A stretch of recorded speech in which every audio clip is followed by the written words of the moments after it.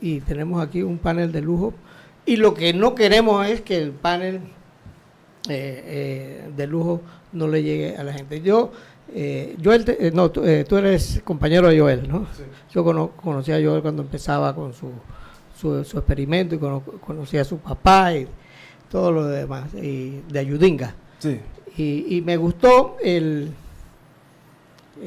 knockout de ayer, lo leí con mucha devoción y yo me vi retratado allí, porque yo calzo casi el 100% de tu experiencia, que es motivo de tu experiencia, no de licenciaturas, ni de maestrías, ni de doctorados. Y eso es lo importante de ese knockout. ¿Por qué? Porque yo siempre aprendí que el mejor examen es donde el niño demuestra lo que sabe, no lo que no sabe. Exacto. Yo conocí profesores cabrones, y esa es la palabra, en la Facultad de Derecho, que hacían exámenes fiscalizadores. Le ponían a leer un tamal de este tamaño, inmenso, de 7 pulgadas, y te preguntaban una cita de derecho romano o de otra cosa. Yo creo que me fascinó tu knockout y se lo recomiendo a todos. No hay que tener celo con los medios, que el que no lo ha leído lo busque. ¿Por qué? Porque ese knockout no es producto de maestrías ni de doctorados, de la vida real. Y yo estoy cansado de ver malos profesores, malos maestros, gente equivocada en la profesión. Decía un gran empresario, Lee Iacocca, que los doctores deben dar clases en preescolar, ya no en las universidades, sino en preescolar, dando a entender que allí, si nosotros educamos bien al niño en preescolar, lo podemos soltar en la escuela. Así que, Camila, tú la primera pregunta. ¿Qué hacemos? Bueno, quedó una pendiente. ¿Qué hacemos con las llamadas generaciones perdidas? Sí, a ver, por generaciones perdidas, creo que nos estamos refiriendo a generaciones de estudiantes que han salido con deficiencias de formación, producto de que nuestro sistema educativo no ha sido capaz de dar el rendimiento que se esperaría, sobre todo en un país con nuestro tipo de riqueza. Ese grupo de personas no pueden evadir la responsabilidad individual de intentar superarse.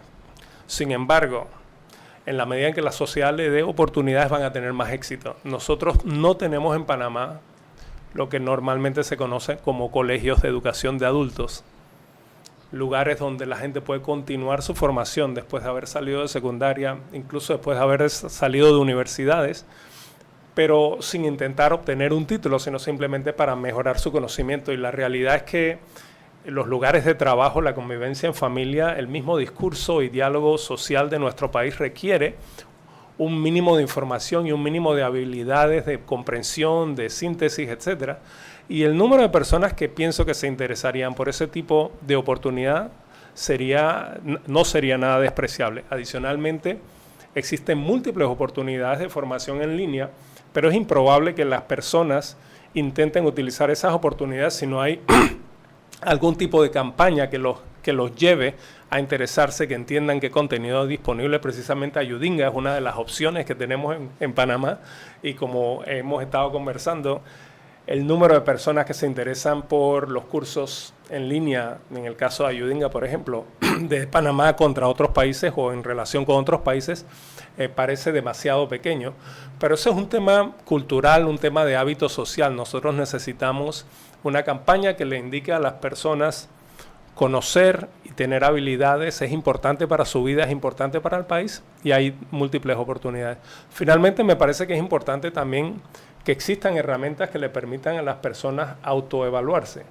Si quieren saber un nuevo idioma, inglés, que puedan tomar un pequeño examen en línea y darse cuenta cuánto les falta y qué les falta. Hay múltiples oportunidades que ya están disponibles, pero no hay necesariamente la comprensión de cuáles son las que le conviene a cada individuo. Y con respecto a los profesores, porque así como hay una generación perdida de estudiantes, yo diría que hay una generación perdida de profesores. Solo me basta ver las protestas que hacen con letreros que dicen vaya, claro, con V, con Y, con doble L, profesores. Entonces, ¿qué se hace con esos profesores del sistema que la verdad es que no deben estar ahí, que no están preparados para ser parte de ese sistema? ¿Cómo se maneja eso? Porque yo no voy a abogar por incrementar el desempleo, pero definitivamente se necesitan soluciones y quizá una radical. Sí, yo sí pienso que se necesita una solución radical, pero quizás no por donde espera la mayoría de la gente.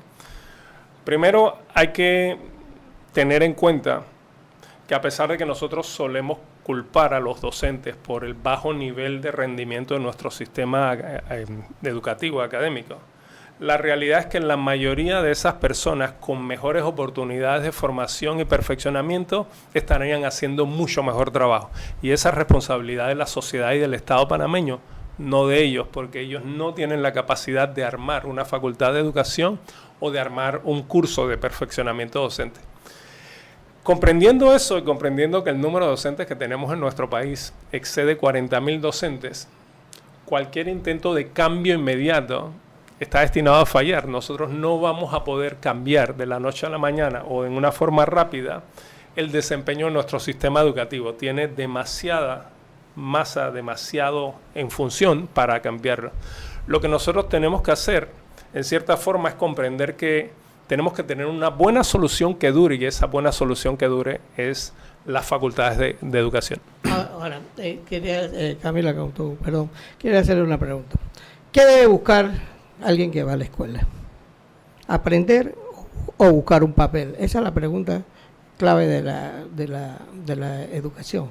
Porque yo recuerdo cuando estaba en secundaria que me ponían Platero y yo y todo lo demás. Y había un compañero que él se iba a la biblioteca, una biblioteca lujosa como la de la normal, llena de libros, y él se buscaba a Ivanhoe, él se hizo su propio currículum. Y él leía lo que a él le gustaba, las aventuras interesantes de Julio Verne y de todo lo demás. Y él se saltaba, y él resultó un gran intelectual. Claro. Entonces, la pregunta que yo me hago, esa, y se lo quiero decir, doctor Escobar, que yo todavía ando firmando certificaciones. Y yo dejé de ser director de periódico hace más de 30 años. Certificaciones de gente que me pide de que ellos escribían en el periódico. ¿Por qué? Porque las usan en la universidad como crédito para aspirar a una cátedra.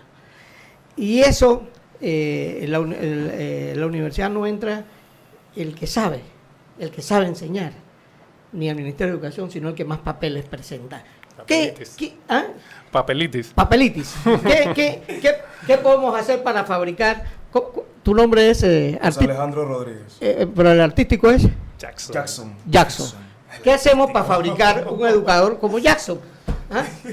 Bueno, que fue como el compañero que yo tuve en la escuela, que él mismo se hacía el currículum, doctor Ritter. Sí, eso del papel es obsoleto. Creo que la mayoría de las personas que están buscando trabajo se dan cuenta que en este momento el título por sí solo no aporta mucho en el momento de encontrar lo que quieren. Yo tuve la gran suerte de encontrarme en Singapur en una ocasión con una de las personas claves en los cambios educativos de Singapur y lograr el sitial que tiene en su educación. Y una de las cosas que me llamó poderosamente la atención, nos dijo, nosotros al escoger a quienes van a estudiar para ser docentes, una de las características más importantes que buscamos es su capacidad de inspirar a otros. Es decir, ellos están buscando docentes que pueden despertar en los alumnos la inquietud por aprender por su cuenta, el deseo de excelencia, creer en sí mismos, y nosotros necesitamos cambiar la aspiración de nuestro sistema educativo de aprender una serie de datos, información y similares a tener el deseo de conocer mejor, de producir cosas más interesantes y creativas para bienestar de la sociedad y de sí mismo, y de poder hacerlo con el nivel que esperaríamos del siglo XXI. ¿Y cómo hacemos eso en un sistema en el que, y disculpen si me estoy metiendo tanto con los profesores, pero que no se quieren medir, se rehúsan a ser evaluados? No, mira, yo ahí... Es que los gobiernos tampoco se quieren medir. No solo profesores. Pero por ejemplo, los ministerios no se quieren medir. Yo abogaría, a falta de estudio, yo abogaría por un sistema como el que estaban aplicando en el Ministerio de Gobierno con los custodios, que dicen, vamos a arrancar este sistema de cero, los que ya están en el sistema van a tener una oportunidad de prepararse, y el que no pase la prueba se quedó. Claro. Pero en algún momento vamos a tener que hacer una solución radical como esa, que el profesor que no puede, que a pesar de que se le da la oportunidad de mejorarse, que no sabe dar clases, el que no llega a un cierto nivel va a tener que salir del sistema. Entonces, Entiendo. ¿cómo arrancamos eso? Claro. Bueno, Camila, yo quiero discrepar un poco con lo que dices en el siguiente sentido. Mi experiencia dentro del sistema educativo, no dentro del Ministerio de Educación, pero en mi posición desde la Secretaría de Ciencias y luego apoyando como privado voluntario a intentar mejorar el sistema educativo, es que realmente la mayoría de los docentes no se opondrían a que los evalúen. Y quiero dar varios ejemplos.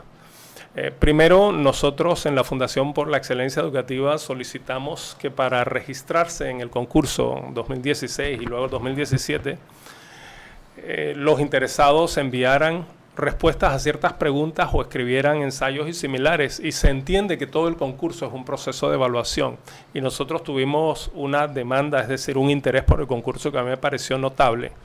Más interesante que eso quizás es que cuando estuve en la Secretaría Nacional de Ciencia, Tecnología e Innovación, nosotros en ciencia pedimos el apoyo de docentes y gremios docentes, directores de escuelas y similares, e hicimos múltiples evaluaciones del desempeño de los docentes, incluyendo lograr filmar la práctica de docentes para entender cuáles eran las fortalezas y las debilidades, y en general no tuvimos gran problema.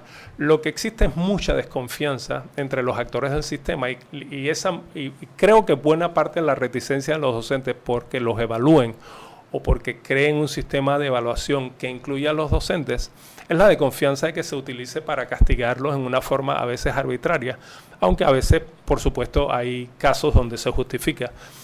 Sin embargo, y a pesar de eso, pienso que el gremio docente o los gremios docentes ya han aceptado la necesidad de un sistema de evaluación integral que incluya evaluación de estudiantes, docentes, directores y administrativos. Ahora, en el sistema, Camila y el doctor Escobar, caben muchas personas. Sí. O sea, no todo el que sabe dar clases puede estar en el sistema.